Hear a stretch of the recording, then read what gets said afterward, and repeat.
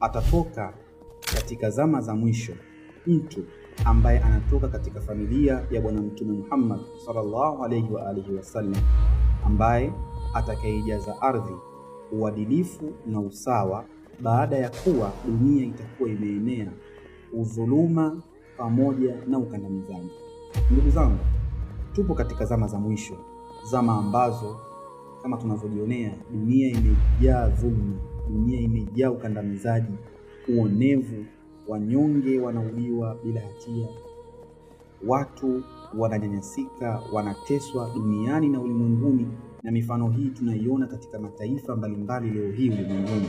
Lakini je, haya yote ambayo yanayoendelea, ni nani ambaye atakayekuja kutetea hali hii, atakayekuja kuiokoa dunia hii katika dhulma hii, katika ukandamizaji huu? Ni nani?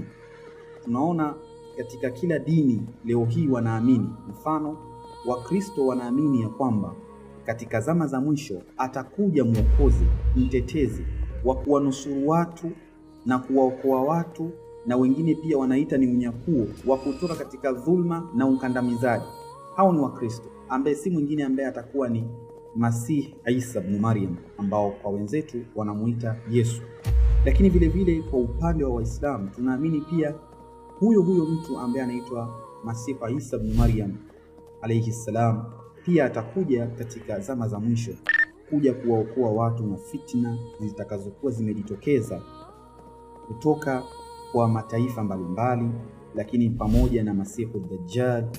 Lakini pia atawaokoa watu katika huo ukandamizaji, hatakuwa peke yake, bali atakuwepo pia na al-Imamu al-Mahdi ajalallahu ta'ala farajahu sharif. Lakini sio Waislamu na Wakristo tu ambao wanaamini ya kwamba katika zama za mwisho utatokea mwokozi. Pia ziko dini zingine ambazo Mabudha wanaamini yupo ambaye atakayekuja kuokoa, Wahindu na dini tofauti zinaamini kwamba katika zama za mwisho atatokea mtu, atatokea kiumbe ambaye atakayekuwa amekuja kuwaokoa watu kutoka katika ukandamizaji huo.